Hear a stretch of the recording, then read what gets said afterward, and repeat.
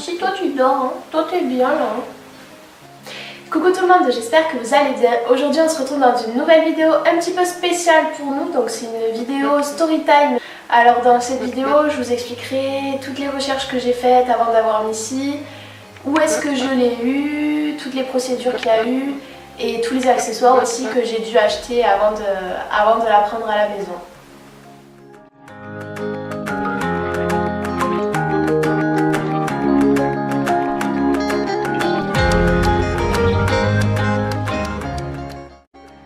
J'ai pas du tout préparé cette vidéo donc ça viendra comme ça viendra.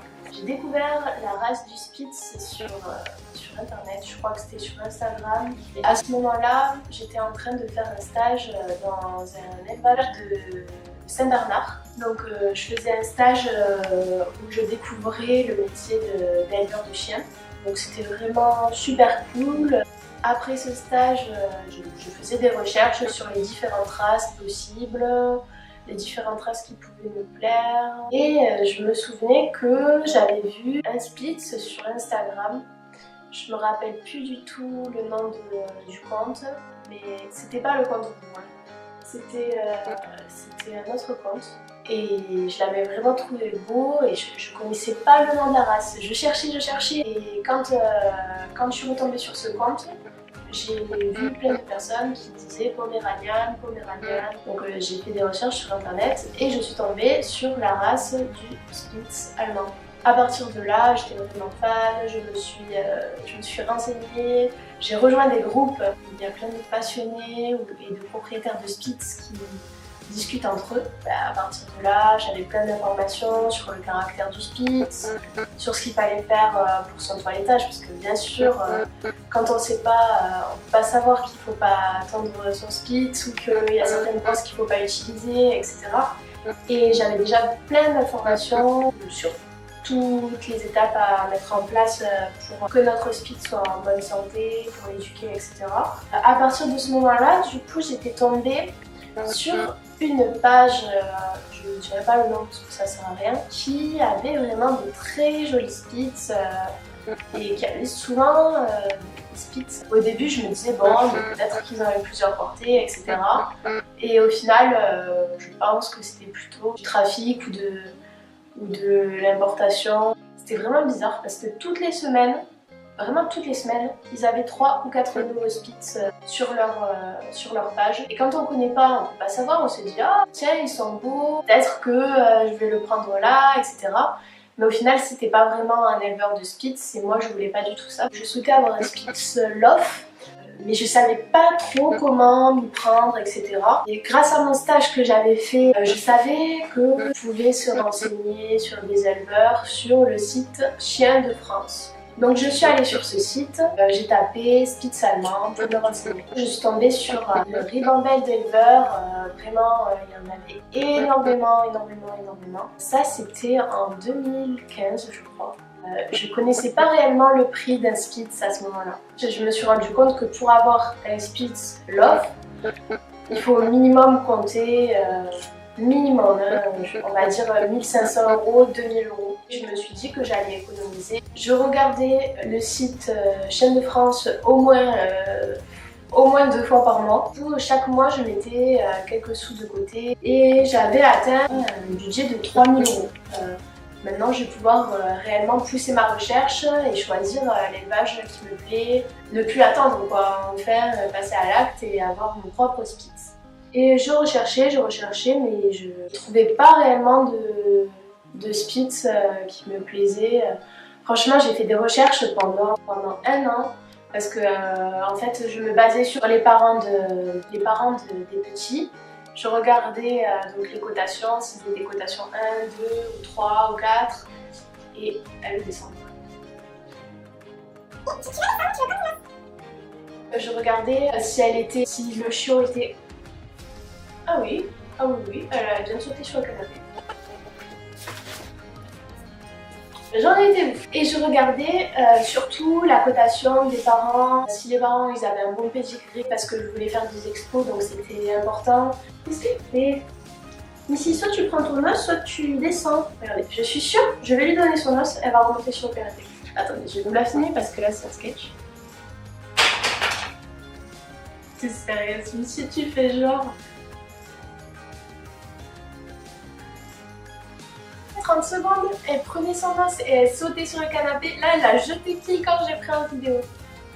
Donc ce que je vous disais, c'est que je regardais que les parents n'aient pas de problème de dysplasie ou autre, de problème de rotule, etc. Pas que mon futur chien ait de problème lui aussi. Que m'être renseignée, c'était vraiment plus le caractère de la femelle qui me correspondait. Décembre 2016, Missy est née. Je suivais quand même pas mal les pages Déo de Montelas sur Chien de France. Je crois que j'avais vu fin décembre l'annonce, quelque chose comme ça. Au début janvier de 2017 du coup. Quand j'ai vu cette annonce, vraiment, j'ai réfléchi et je lui ai envoyé un mail. Donc en gros, ce que je lui avais demandé, si elle allait être de couleur orange, si elle allait être petite ou naine, quand est-ce qu'elle serait disponible et si elle avait aucun défaut. Elle m'avait répondu, elle serait bien de couleur orange. Elle pouvait pas me dire à cet âge-là qu'elle serait petite ou qu'elle serait naine. Et ça, je trouve que c'est bien quand même qu'elle s'avance pas sur ça parce que maintenant, je sais que c'est pas possible de savoir à cet âge-là que notre chien sera petit ou nain alors qu'il a que 1 mois. Et elle m'avait dit qu'elle avait aucun souci de dentition, que niveau caractère, elle était douce et câline. Elle m'avait envoyé des photos de ses parents, des photos de Missy. Donc franchement c'était rassurant, je voyais que j'avais bien affaire à quelqu'un de sérieux qui prenait soin de ses chiens. Ça faisait quand même 1 an que je faisais des recherches et souvent les parents étaient cotation... Il y en avait toujours un des deux qui était cotation 1 ou cotation 2. Donc cotation 1 c'est juste le fait que le chien est confirmé. Voilà, moi j'avais envie quand même qu'il soit un peu plus que confirmé. Si je payais mon chien plus de 2000 €, j'avais envie que les parents soient quand même bien cotés. Après, je lui avais demandé donc quand est-ce que Missy serait disponible pour la prendre chez soi. Et elle m'avait dit qu'elle serait disponible fin février 2017, après son premier vaccin et après avoir fait son identification génétique et son inscription au LOF. Et elle avait aussi un certificat de bonne santé. À partir de ce moment-là, je savais que c'était Missy que je voulais. Je lui ai demandé son numéro de téléphone pour qu'on discute un petit peu, pour l'avoir au téléphone et avoir un peu plus de renseignements. Dans la même semaine, j'ai réservé Missy. J'avais déjà bien réfléchi, ça faisait même longtemps que je réfléchissais pour mon Spitz. On s'est mis d'accord pour que je lui donne le chèque de caution à l'exposition internationale de Toulouse qui se déroulait en février. Donc j'ai donné un chèque de caution, un acompte pour prouver que je prendrais bien le chien parce que bon, je comprends que quand on voit un chien à ce prix-là, on a envie d'être sûr que la personne va le prendre, etc. Donc j'avais donné un chèque ou de l'espèce, je sais plus, pour dire que j'allais bien prendre Missy, etc. Elle m'avait fait un papier de réservation. Je ne l'ai pas avec moi là, mais c'était un papier où il y avait écrit que je regardais bien Missy.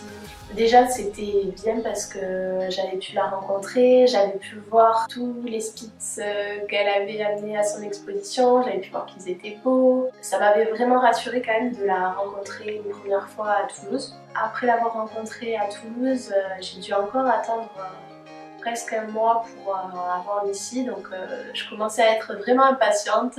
J'en pouvais plus, j'avais tellement envie de la voir, je mettais des photos d'elle en fond d'écran, etc. Mon copain pourrait vous le dire, j'en pouvais plus. À 1 mois avant de la voir, j'ai commencé à préparer un petit peu son arrivée. J'avais pas acheté de croquettes parce que je savais pas quelle croquette elle avait là-bas et j'avais pas envie de la changer directement après son arrivée. Parce que je pense que c'est pas bien de faire ça. Le chien il n'est pas habitué déjà à être chez toi et si tu lui changes ses croquettes à son arrivée, assieds-toi ici. Si tu lui changes ses croquettes à son arrivée, je pense que ça va être encore pire. Qu'est-ce que j'avais acheté avant qu'elle arrive? Alors, déjà j'avais acheté un grand parc pour qu'elle soit en sécurité parce que je savais pas si elle allait manger les prises ou les fils électriques ou si elle allait manger les meubles. Et j'avais acheté du lino aussi parce que dans ma chambre j'ai de la moquette et du coup je me suis dit que si je la laisse avec de la moquette à 3 mois, je me suis dit que là c'est pas possible, ma chambre ça allait sentir, j'allais pas réussir à nettoyer complètement, ça allait être une horreur si elle faisait par terre. Après, j'avais aussi acheté des jouets. Voilà, le truc basique, j'avais acheté des jouets. J'avais acheté... j'avais pas acheté de harnais parce qu'elle m'avait dit qu'elle m'en donnerait un. J'avais acheté des alaises parce que je savais qu'elle allait faire pipi partout sinon. Et elle était habituée à faire sur une grande alaise. J'avais acheté plein de trucs, des produits pour nettoyer les oreilles, un baume pour les pattes aussi, un coupe-griffe, un grand plaid, un petit coussin pour qu'elle soit tranquille, une cage de transport que je me suis servie une fois. Depuis, elle l'a plus jamais supporté. J'avais aussi acheté un petit sac de transport, un cliqueur aussi. Je m'en suis jamais servi. Et j'avais acheté aussi une brosse en poil de sanglier et c'est tout. J'en pouvais plus, j'attendais, ça faisait depuis janvier du coup que j'attendais de voir Missy parce que je l'ai jamais vue du coup avant de réellement l'acheter, je l'ai jamais vue. Tout était prêt chez moi, j'avais tout prévu, j'avais mis son petit parc avec ses jouets, son panier, etc. Au fil des mois, Sylvie, donc Sylvie c'est l'éleveuse, elle m'envoyait plein de photos d'elle, trop mignonne. Je voyais vraiment son évolution, je voyais qu'elle grandissait, que son poil est changé. À partir de début mars, elle avait fait son second vaccin. Je crois que c'est ça. Je pouvais aller la chercher. Je crois qu'on est arrivé chez Sylvie vers 20 h. Donc elle nous a super bien accueillis. On a pu voir les parents de Missy, la maman de Missy, trop mignonne, son papa. Elle fait partie d'une portée de 2 petits chiens, un mâle et une femelle, et Missy c'est la femelle. Je crois pas qu'on a vu son frère, non. Je crois pas qu'on a vu son frère. Je crois que son frère, elle l'avait déjà envoyé parce qu'il est parti en Corse, habiter en Corse. J'ai enfin porté Missy pour la première fois dans mes bras. J'étais trop contente, mon copain aussi. On discutait avec Sylvie, elle m'expliquait qu'il fallait souvent caresser un split dans ce sens. Moi je la caressais dans ce sens au début, je savais pas trop. Donc ensuite on a fait le contrat de vente. Avant de faire le contrat de vente, je crois que j'ai vu le test d'identification génétique, le LOF provisoire. Elle m'a bien montré si c'était bien conforme à ce qu'elle m'avait dit avant. Donc j'ai signé un contrat de vente pour dire que j'achetais Missy. Quand je suis partie, elle m'a donné un petit kit avec... Il y avait des croquettes, une laisse et un harnais, deux petits jouets, et il y avait aussi un petit manuel comme ça, avec une photo de Missy dessus. Donc ça c'est Missy quand elle était bébé. Dans ce manuel, elle avait... Il était vraiment complet, hein. Franchement, c'était super bien. Elle m'avait donné quelques conseils pour les croquettes, pour le vermifuge. Elle m'avait dit qu'à partir de 5 mois, regarder un peu ses dents, etc. Ah oui, aussi, elle m'avait bien renseigné sur tout ce qui était shampoing pour chienne. Elle m'avait dit ce qu'elle allait utiliser. Par exemple, Yves Saint Bernard, elle m'avait dit quoi utiliser pour nettoyer les yeux, pour nettoyer les oreilles, pour les brosses. Elle m'avait offert une petite brosse cadre aussi. Une toute petite brosse, je me rappelle, c'était super pratique. Et après, elle m'avait aussi fourni la pochette de son carnet de vaccination.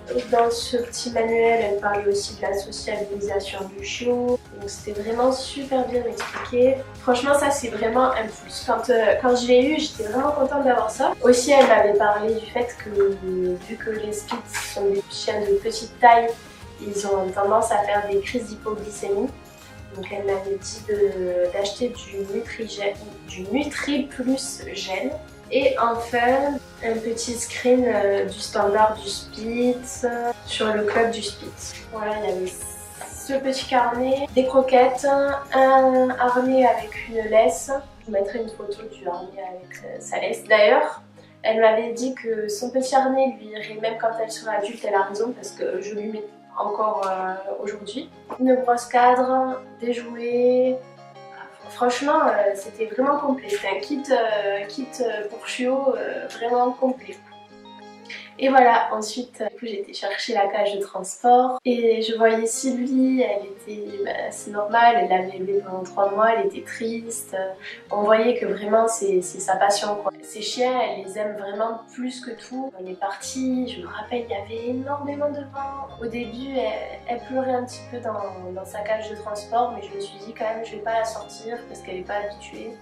Donc je l'ai laissée dans sa cage de transport. On est rentré, je crois qu'il était à 23h30 peut-être. Elle est direct allée dans le petit panier que je lui avais pris et elle a dormi. Et la nuit, franchement, c'est super bien passé. Elle a même pas pleuré ni rien pour sa première nuit. Donc j'étais assez contente. Et voilà, après elle était là avec nous. Elle a découvert un peu toute notre maison, notre jardin, ses nouveaux jouets. Voilà, tout ça pour vous dire qu'il faut quand même, je pense qu'il faut quand même faire pas mal de recherches avant de trouver son Spitz. Réfléchir, économiser, faut pas se dire du jour au lendemain, allez je prends celui-là, comme ça. Enfin, moi c'est ce que je pense, après si vous pensez autrement, chacun est libre de penser ce qu'il veut, mais moi je pense que l'achat ou l'adoption d'un chien quand même il faut bien réfléchir avant de sauter le pas. Voilà, cette vidéo est terminée. On espère que ça vous aura plu et on vous dit à bientôt pour une prochaine vidéo. Ciao.